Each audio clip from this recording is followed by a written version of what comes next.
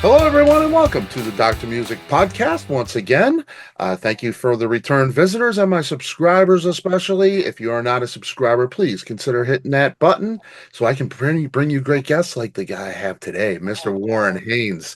Warren is widely known for being a member of the legendary Allman Brothers Band for more than 2 decades now. He has also found great success and recognition for his 30 plus years of work with the sensational Gov't Mule. And as if that wasn't enough, Warren has given us great music through his very own Warren Haynes Band for more than 10 years. Busy guy. Warren, latest solo record, first in almost a decade, is called Million Voices Whisper, and it will be available for everyone's ears on November 1st via Fantasy Records. Bluetooth It is connected. great honor. Warren Haynes, thank you so much. My pleasure. I'm listening to this record, and it's got a lot of different things to it. There's a lot of facets, but we get what we expect from Warren Haynes, of course. That slow burn blues, that sweet voice, all of those things, that emotive guitar. Um, Going into this record, you've done a lot of different things outside of the box on, other people's records, things like that.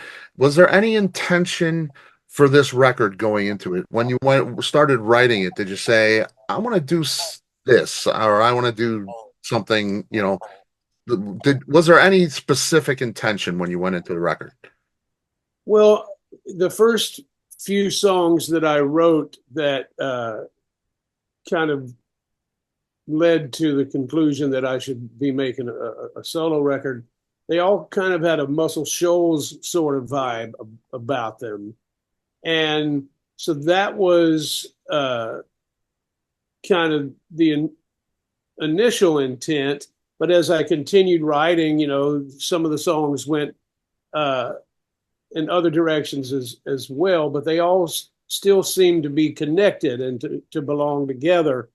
So the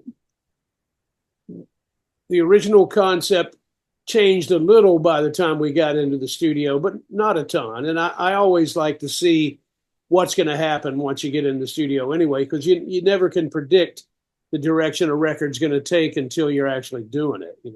Okay, yeah, I wanted that was the next question I had for you, because I know improvisation is very critical in what you do, in your style of playing. And I notice a lot of these are at the 6 minute mark or more. Many of them anyway. Extended jams. When you're writing these, and I think a lot of bands, the standard is kind of to rehearse the song as it's written and then take it into the studio and lay it down and get it where that is. You mentioned that it changes when you get into the studio.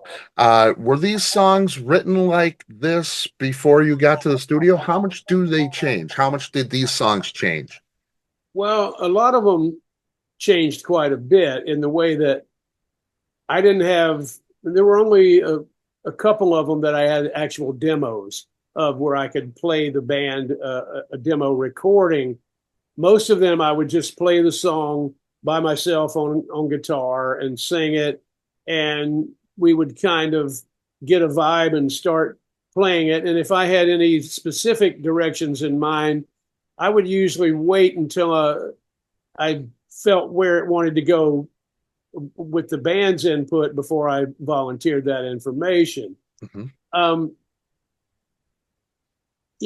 As an example, the song "Till the Sun Comes Shining Through," I had a demo of that song, but it was just the song itself without the big slide guitar outro extravaganza.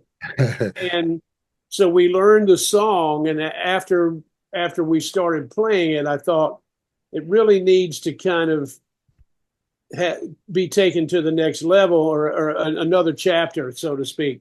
So came up with the idea of putting that long slide solo at the end, which I had never thought of until we were actually recording. It just seemed appropriate at the time, and a lot of stuff like that happens in the studio, and someone will get an idea and we'll try it, but I like to be open-minded and kind of see where it all goes. Yeah, I mean the spontaneity and the live feeling of this record and all the things that you do. There's a certain tension to it. There's a live feeling. It's spontaneous. I feel like I'm getting the first take each and every time, which is That's pretty what cool. we're striving for. Anytime we can keep a first take, that's if the first take's good, it's the best one. Yeah, yeah, it's the lightning in the bottle kind of thing. Yeah. Uh, There's a couple songs here that really jump out to me. The first one, a funky James Brown type track with a cool guitar solo, a wicked bass part, and a Hammond part. It's really a little bit different than all the rest, kind of the square and the round hole, if you will. The song Lies, Lies, Lies, Monkey Dance. Tell me about that one. Does it feel different to you?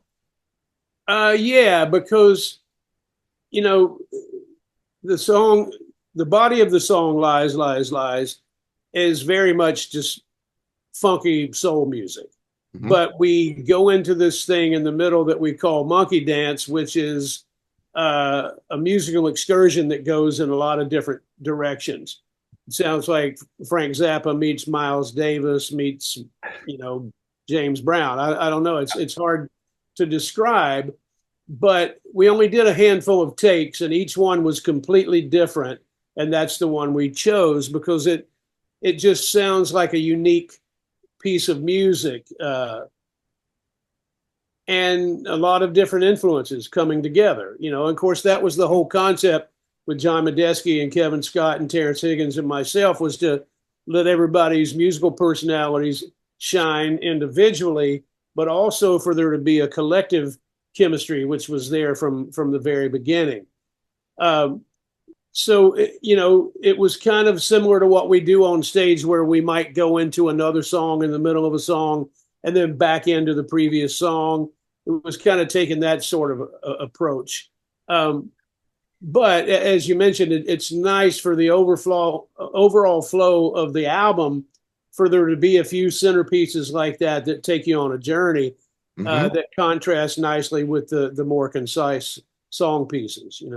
Yeah, and it's smack in the middle of the record, and yeah, it took me to a really cool place when I put it on because like you say, I mean, there's that monkey dance thing where it's everybody gets a chance to shine, and it's really it gave me that 70s almost kind of thing where people weren't afraid to solo a little bit and wait for the other person. It's very patient and it's really expressive for each individual person and the whole group as a whole. It's a beautiful, beautiful song. I love it. Thank you. You Ain't Above Me. On the other side of things, this is the song that maybe you might say that you've done before, or it's what we expect of Warren Haynes, and we need this. You do this like nobody else, really. That bluesy slow burn, that build up to the passionate guitar solo. Whole lot of Hammond going on, which is so signature. Are you ever concerned with having the songs be too familiar? Being in your box or treading that same path. 'Cause you do it so well. I love it. I need it on each of the records that you do.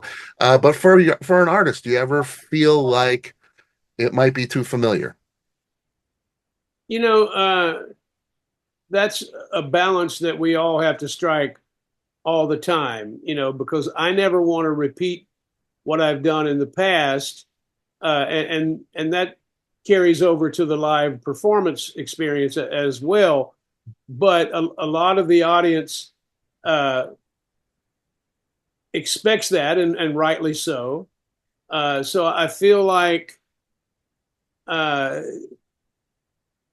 there's a balance you can strike for your own artistic integrity and for the audience's listening pleasure, that it's kind of like a set list. When you write a set list on stage, you want it to go all over the place, but at the same time you don't want to lose people. So Right. um, and a song like "You Ain't Above Me" is just reaching back to my soul music Hmm. influences.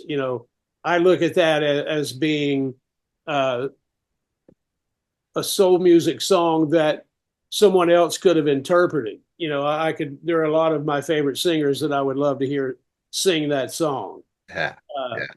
and so, in that way, it's reaching back to the roots, but it also kind of has a uniqueness about it in the way that musically it takes a couple of unexpected turns, and I love what the band did with it. John Medeski's organ playing on there is fantastic, and Oh yeah.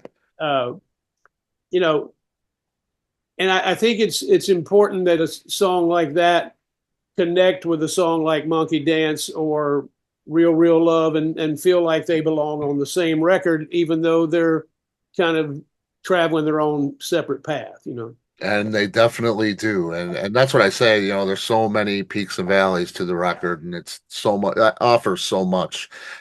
You mentioned Real Love, very, very special song on the record. It's gotta be really special to you personally. You began writing it with Gregg Allman, but never finished it until now, right? Is that correct? Tell me about the song a little. Gregg started it on his own, and I remember he had showed me the beginning of it one time when we were riding down at his place in Savannah, Georgia. He never finished it, and so after he passed, I decided to finish it. To my knowledge, there was no music. There was only a lyric, which was incomplete.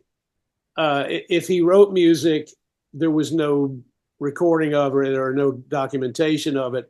So I finished the lyric and wrote music for it, but I tried to do it in a way similar to the way he would have done it.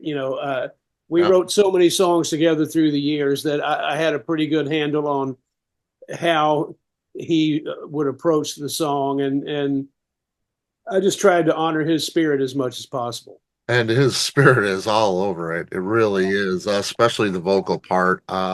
Just it's chilling actually. It's really a wonderful song. Thank you. Great to have on the record. You have Derek Trucks on the record, guest on the record.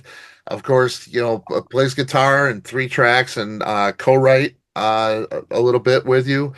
This is the first time in the studio with Derek since 2014, if I'm Yeah. correct. Yeah. Did you guys talk about doing anything more? Is there anything on the cutting room floor, something for another record, anything like that? What was that Well, like getting together with him?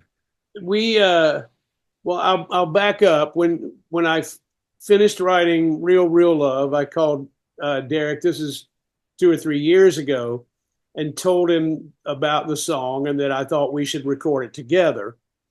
Uh, at that point, we were talking about maybe going into his studio in Florida and recording a batch of songs. Um, it was still in the preliminary stages. And so as the process continued and I got closer to making this record, I called him and we started kind of revisiting the idea. And it turned out that his studio was under construction.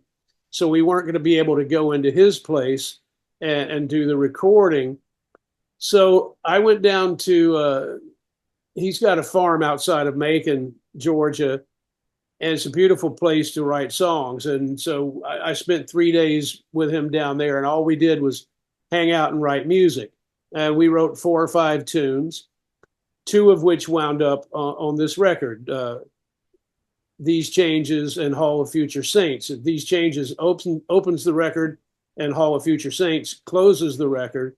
And then there were 2 or 3 more that we have written that haven't been recorded yet. That could go, either way. A couple of them I feel like would be great Tedeschi Truck songs. We'll see where they wind up.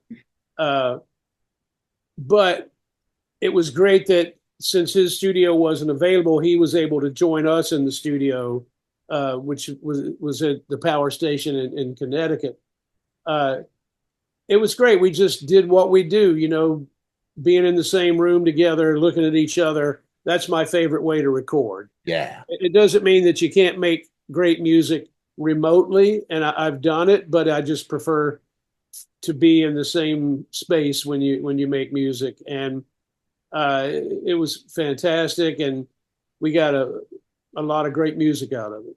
Yeah, there's got to be a great electricity between you two guys in the studio like that, face to face. It's so glad you got a chance to do that. You mentioned doing things remotely, and these probably the things I'm about to mention probably were done remotely. I don't know, but you're on a record. You're on a few different records that are outside of your box, so to speak. Things that you don't normally do, maybe. This one here, Corrosion of Conformity, Stare Too Long, slide guitar on that. You're a slide guitar player, of course, but it's a hard rock, stoner rock record. Uh, One other one that comes to mind is the Les Claypool Frog Brigade, song called Buzzards of Green Hill, back in 2002. Really, really different. Had to be a unique experience for you. The Pretty Reckless is another one. A little bit of a different vibe that we get on these guest things. When you're doing these, first, is there one that sticks out to you that was really a challenge or something really unique that stuck with you and made you think a little bit? And is there any that doing these have you thought about venturing into another genre? Well, the Corrosion of Conformity song that I worked on, uh, Pepper Keenan, who I've known a while, had asked me to be part of that, and we actually went into the studio together in New York and did that. I love that tune. I think it turned out really fantastic. Mhm. Um, the Les Claypool tune, I was in California and went to Les's home studio and recorded my part. They had already recorded the track, but he and I went into the studio together and recorded my guitar part for that song. The Pretty Reckless tune I did remotely. Uh, they sent me the music and I put my guitar on it and sent it back, but it turned out really great. If there's one that stands out the most, I mean, I've been fortunate to have been part of so many things that I'm proud of that I worked on outside my own music. Hmm. The most interesting would probably be the William Shatner Okay. Yeah. record that I did. The Twilight Zone. They had called my office about me being part of this record, and at first I wondered if it was all in jest, but Right. I remembered that he had made records in the past. And then I saw the list of amazing guitar players that they had reached out to that were all going to be on the record. And I thought, well, this is really cool. I think I do want to be part of this. Mhm. And so I wound up recording the the Golden Earring song "Twilight Zone" with William Shatner, and it was quite a unique experience. I bet it's a unique listen for those who haven't heard it. William Shatner has his own style, that's for sure. Yeah, help! I'm slipping into the twilight zone. It's like a spoken word with great music behind it. It's really pretty interesting, no doubt. Doing these things, and you say so many, like from Dolly Parton to Blackstone Cherry, and everything in between. Did you ever think about doing a hard rock record or a jazz record or a pop record? Anything outside of what you're expected of? Well, okay, so let's back up a little bit. When I did my solo album, Ashes and Dust, that was the first time I had taken the opportunity to record an album that reflected my Appalachian and folk music and singer songwriter type roots. Mhm. Uh, I went into the studio with the band Railroad Earth, who were all wonderful musicians in that genre. And I really love that record. I love the process of making it. it's very different than anything else I've ever done. Uh, if I made a list, so to speak, of things like that, up until Gov't Mule recently did Heavy Load Blues, I've always wanted to make a blues record, but never did. So we finally did that. We recorded Heavy Load Blues at the same time we recorded Peace Like a River. So we made two albums simultaneously in two different rooms in the same building. And that was really great. And I'm glad to have done that. I still want to do a jazz influenced instrumental record at some point and haven't done it. Uh, but that's probably the extent of anything that's consciously on my list at the moment. I'm always open to uh, what may happen, and especially if on a collection of songs there's some stuff that is a bit of a departure. Uh, you know, and I've written so much music in the last 4 or 5 years that I'm just kind of dying to record as much of it as I can. Yeah, and that's a great thing to hear. I gotta tell you, for sure. Legendary career for you. So many years doing all of this great stuff and so much success. Is there something that you've always wanted to do that you haven't had a chance yet? Is there a bucket list item, so to speak? Um, you mean from a recording standpoint? Or personal, in your life. Either one. Uh, that's a good question. I've never played Royal Albert Hall, which Hmm. of all the great venues in the world that I've played, I've never played that one, and I would love to have the experience. I saw Eric Clapton there a few years ago when I had a night off in London, and it was great to experience the vibe. And of course, a lot of my favorite bootleg recordings were done in there. I think my favorite Hendrix bootlegs are from Royal Albert Hall, uh, Johnny Winter in Royal Albert Hall. For There's something about that room that really inspires people to do their best work, I think. Yeah, I had a chance to go there, and I saw, the the orchestras there, and it was, just tremendous room. I mean, it's just you get a certain chill when you're in there. And I'm so surprised. I'm on my way to England on Wednesday, actually. So that's I'll be thinking about you when I pass there. I'm so surprised you haven't played there. You've played everywhere, but not there. So that's interesting. Um, the touring schedule for 2025. Are we going to hear these songs played live? Are you looking to go out with the band? Yeah, I mean, we just finished a tour that started earlier in the year in Europe and wound up in Boston about a week ago. We uh, we started by playing two or three of them, then we added another one or two, and then I think by the end of the tour we were up to around seven of the new songs that we've been playing, and then we also have some stuff next year. So by the time we get around to those shows, hopefully all the songs will get played. But then also next year is Gov't Mule's 30th anniversary. So we're going to be doing some special Gov't Mule shows and also releasing some stuff from the archives. So next year's a big deal. I'm also going to release speaking of orchestra, I recorded an album with the Asheville Symphony Orchestra right before COVID hit. And it was with Oteil Burbridge on bass, John Medeski on keyboards, Jeff Sipe on drums, and Greg Osby on saxophone. And it was like a retrospective of 30 something years of my career. Allman Brothers songs, Gov't Mule songs, songs from my solo records, Grateful Dead songs. And then COVID hit, and we didn't want to put it out during all that confusion because I feel like it's like a once in a lifetime record. So we're going to release that record next year as well. Bob Clearmountain mixed it, and it sounds fantastic. Oh, Um, and so I'm going to do some shows with the orchestra next year as well. oh, wow. That is great surprise. I had no idea. That is really, really awesome. Boy, that's going to be special. Fantastic. Man, Warren, thank you so much for your time. It's been great. Looking so forward to the music you got coming up and the tours. Thank Uh, you very much. it's awesome.